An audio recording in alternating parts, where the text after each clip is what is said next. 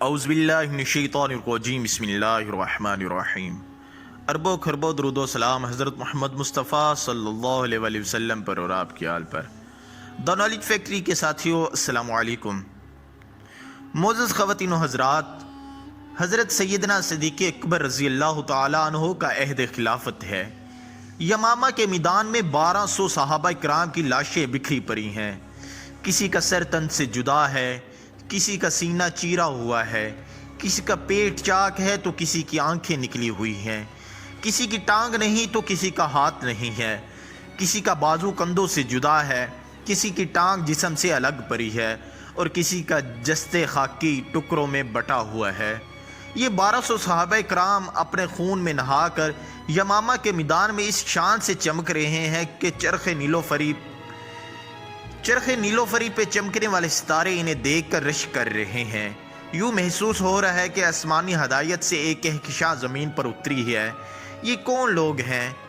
اہل مدینہ، یہ وہ لوگ ہیں جنہیں اللہ کے نبی جناب محمد مصطفیٰ صلی اللہ علیہ وآلہ وسلم نے اپنی آغوش نبوت میں لے کر پروان چڑھایا، جو مکتب نبوت محمدی کے فارغ التحصیل ہیں، جن کے سینوں میں ایمان اور قرآن خود رسول کریم صلی اللہ علیہ وآلہ وسلم نے اتارا تھا، جنہیں اس دنیا میں ہی رب العزت نے جنت کے سرٹیفکیٹ جاری کر دیے تھے، جو اس مرتبے کے مالک ہیں کہ آج کی پوری امت مل کر بھی ان میں سے کسی ایک کے برابر نہیں ہو سکتی۔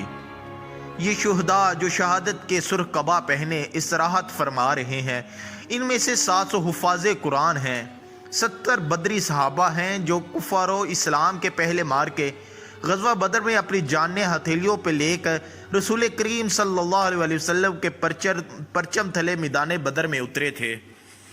اہل مدینہ، یہ محمد عربی صلی اللہ علیہ وآلہ وسلم کے دامن کے پھول تھے جو یمامہ کے میدان میں مسلے گئے ہیں۔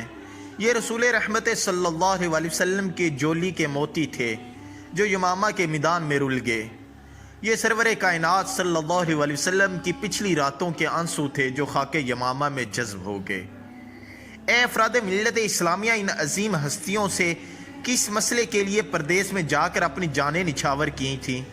کس مسئلے کے لیے انہوں نے اپنی شمشیروں کو بے نیام کیا اور گوروں پہ بیٹھ کر بجلی کی صورت سے یمامہ کی طرف لپک گئے؟ ہائے افسوس، صد افسوس وہ مسئلہ جسے آج ہم نے ممبر و محراب سے نکال دیا ہے، جو ہمارے دینی مدارس کے نصاب میں شامل نہیں ہے، جو اسکولوں، کالجوں اور یونیورسٹیوں میں پڑھایا نہیں جاتا، یعنی مسئلہ ختم نبوت۔ حضور اکرم صلی اللہ علیہ وآلہ وسلم کے دعوے نبوت سے لے کر وصال نبی تک 30 سال کے لگ بھگ جو عرصہ بنتا ہے، اس میں جتنے غزوات ہوئے، جتنی جنگیں ہوئیں، جتنی تبلیغی وفود دھوکے سے شہید کیے گئے اور کفار کے مظالم سے جو صحابہ کرام رضی اللہ تعالیٰ عنہما شہید ہوتے رہے، ان کی کل تعداد 259 ہے۔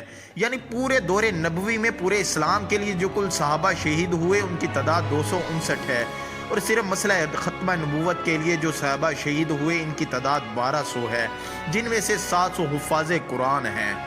عزیز خواتین و حضرات، جھوٹی نبوت کے دعوے دار مسیلمہ کذاب کے پاس 40,000 جنگجوؤں کا لشکر تھا، مال و دولت کے بھی ڈیر تھے۔ ادھر مسلمان وصال نبوی صلی اللہ علیہ وآلہ وسلم کے غم سے نڈال تھے، طرح طرح کے فتنوں نے جنم لے لیا تھا، حالات انتہائی غیر مناسب تھے۔ مدینہ منورہ کی نوزائیدہ ریاست کو ہر طرف سے خطرہ تھا، لیکن سیدنا صدیق اکبر رضی اللہ تعالیٰ عنہ نے تخت ختم نبوت اور تاج ختم نبوت پر ڈاکہ زنی کو برداشت نہ کیا۔ یہ کیسے ہو سکتا ہے کہ صدیق تو زندہ ہو اور اس کے آقا صلی اللہ علیہ وآلہ وسلم کی مسند نبوت پر کوئی بدنیت بیٹھنے کی ناپاک جسارت کرے؟ یار غار نے خطرناک حالات کی پرواہ نہ کی اور مسیلمہ کذاب کی سرکوبی کے لیے پہلا لشکر حضرت شرجیل رضی اللہ تعالیٰ عنہ کی قیادت میں روانہ کیا، لیکن مسیلمہ کذاب نے اس لشکر کو شکست دی۔ دوسرا لشکر حضرت اکرمہ بن ابی جہل رضی اللہ تعالیٰ عنہ کی قیادت میں روانہ کیا، لیکن مسیلمہ کذاب کی فوج نے اس لشکر کو بھی شکست دے دی۔ فولادی اعظم کے مالک جناب صدیق رضی اللہ تعالیٰ عنہ نے ہمت نہ ہاری، حضرت شرجیل اور حضرت اکرمہ دونوں کو ہدایت جاری کی، مدینہ لوٹ کر نہ آنا، تمہارے آنے سے بددلی پھیلے گی، تم دونوں وہیں پہ انتظار کرو، میں تمہاری مدد کے لیے سیف اللہ خالد بن ولید رضی اللہ تعالیٰ عنہ کے لشکر کو روانہ کر رہا ہوں۔ سیدنا خالد بن ولید رضی اللہ تعالیٰ عنہ یمامہ پہنچتے ہیں اور مسلمانوں کا لشکر مسیلمہ کے لشکر کے سامنے صفا آرا ہوتا ہے۔ اہل یمامہ بہت بہادری سے جم کر لڑتے ہیں، دونوں طرف سے گمسام کی جنگ ہوتی ہے اور انسانی جسم گاجر مولی کی طرح کٹ کٹ کر زمین پر گرتے ہیں۔ مسلمان بہت جان نثاری سے لڑتے ہیں، لیکن مسلمی لشکر سیسا پلائی دیوار کی طرح کھڑا ہے۔ آخر حضرت خالد بن ولید رضی اللہ تعالیٰ عنہ میدان جنگ میں کھڑے مسیلمہ کذاب کو دیکھ کر عقاب کی طرح اس کی طرف لپکتے ہیں اور ساتھیوں کے ساتھ ایک بار کی زبردستی حملہ کرتے ہیں، جس سے مسیلمہ کے قدم اکھڑ جاتے ہیں۔ مسلمان شیروں کی دھارتے ہوئے مسیلمہ کذاب کی فوج پر پل پڑتے ہیں اور انہیں تیزی سے قتل کرنے لگتے ہیں۔ اللہ پاک مسلمانوں کو فتح عطا کرتے ہیں۔ مسیلمہ کذاب کے 40,000 لشکر میں سے 27,000 سپاہی میدان جنگ میں مارے جاتے ہیں اور ان کے ساتھ ہی مسیلمہ کذاب بھی جہنم واصل ہو جاتا ہے اور اس کی جھوٹی نبوت میں مجاہدین ختم نبوت کے ہاتھوں میدان یمامہ میں ہمیشہ کے لیے دفن ہو جاتی ہے۔ لیکن اس جنگ میں مسلمانوں کا بھی ایسا نقصان ہوتا ہے جو اس سے قبل اسلامی تاریخ میں کبھی نہ ہوا تھا۔ 1200 صحابہ کرام رضی اللہ تعالیٰ عنہما خود کو خاک و خون میں ترپا دیتے ہیں، لیکن جھوٹی نبوت کے وجود کو برداشت نہ کیا۔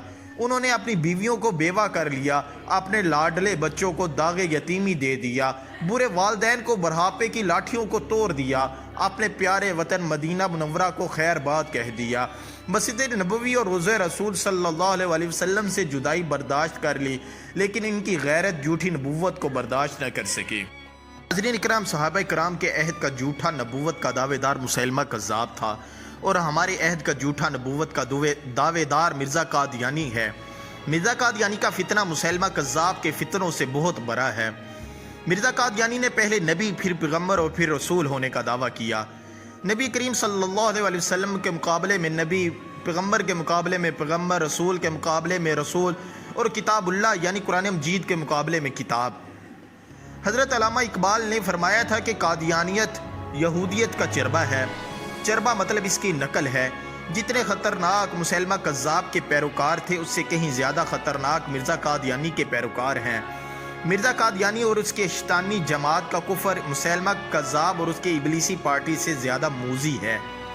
آج جب میں کسی مسلمان کو قادیانی سے ہاتھ ملاتے دیکھتا ہوں تو مجھے صحابہ کرام کے کٹے ہوئے ہاتھ یاد آ جاتے ہیں۔ جب میں کسی مسلمان کو قادیانیوں سے بغل غیر ہوتے دیکھتا ہوں اور قادیانیوں کے گلوں میں بازو حمائل کیے دیکھتا ہوں تو مجھے صحابہ کے کٹے ہوئے بازو تڑپانے لگتے ہیں۔ جب میں کسی مسلمانوں کو پاؤں گھسیٹتے ہوئے کسی قادیانی کے گھر میں داخل ہوتے ہوئے دیکھتا ہوں تو مجھے صحابہ کے کٹے ہوئے پاؤں رلانے لگتے ہیں۔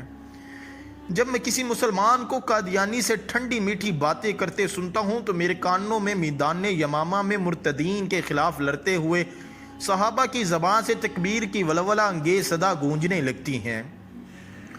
جب میں کسی مسلمان کو قادیانیوں کی شادیوں میں ہنس ہنس کر شامل ہوتے دیکھتا ہوں تو مجھے صحابہ کے یتیم بچے یاد آنے لگتے ہیں۔ صحابہ کرام بھی کلمہ طیبہ پڑھتے تھے، یہ مسلمان بھی کلمہ طیبہ پڑھتے ہیں۔ صحابہ کرام بھی رسول خدا صلی اللہ علیہ وسلم کے امتی تھے، یہ مسلمان بھی رسول خدا کے امتی ہونے کا اقرار کرتے ہیں۔ صحابہ کرام بھی عقیدہ ختم نبوت پر پکا یقین رکھتے تھے، یہ مسلمان بھی عقیدہ ختم نبوت پر ایمان رکھنے کے پرزور دعوے دار ہیں۔ لیکن صحابہ کی ختم نبوت کے ڈاکوؤں سے جنگ مگر اس مسلمان کی ختم نبوت کے ڈاکوؤں سے دوستی۔ صحابہ کا عقیدہ ختم نبوت پر سب کچھ قربان مگر اس مسلمان کا ختم نبوت کے باغیوں سے کاروبار۔ انہوں نے نبی کریم صلی اللہ علیہ وسلم کی عزت و ناموس پر اپنا گوشت، اپنا لہو قربان کر دیا، اور یہ قادیانیوں کا سوشل بائیکاٹ کرنے کو بھی تیار نہیں۔ آخر کیوں ہمارے قول و فعل میں تضاد ہے؟ کہیں ایسا تو نہیں کہ اس نے کلمہ طیبہ صرف حلق سے اوپر پڑھا؟ کیا رسول اللہ کے امتی ہونے کا اعلان صرف نوک و زبان تک ہے؟ کیا عقیدہ ختم نبوت پر ایمان ہونے کا اعلان صرف فضا میں الفاظ باری تو نہیں؟ کیا عشق رسول کا دعویٰ محض سخن ترازی تو نہیں؟ کیا اس مسلمان کا کردار ان کے دعووں کی نفی تو نہیں کرتا؟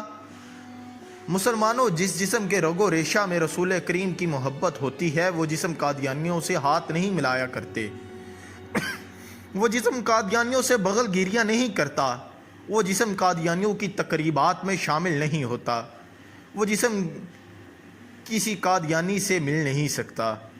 آئیے اپنے اپنے جسم میں محبت رسول صلی اللہ علیہ وسلم کو دیکھتے ہیں، کیونکہ اللہ سب کچھ دیکھ رہا ہے اور موت کا فرشتہ گات لگائے بیٹھا اللہ کے حکم کا انتظار کر رہا ہے، اور پھر موت کا پوسٹ مارٹم ہوا ہمارا سب کچھ ہمارے سامنے رکھ دیا جائے گا۔ ناظرین کرام، ہماری آج کی ویڈیو کا اختتام ہوتا ہے۔ ویڈیو پسند آنے کی صورت میں لائک اور شیئر ضرور کیجیے، ہمارا پیغام دوسروں تک پہنچائیے۔ اللہ ہم سب کا حامی و ناصر ہو اور ہمیں قادیانی فتنے سے اپنے حفاظت میں رکھے۔ جلد ہی نئی علمی اور دلچسپ ویڈیو کے ساتھ دوبارہ حاضر ہوں گے، تب تک اللہ حافظ۔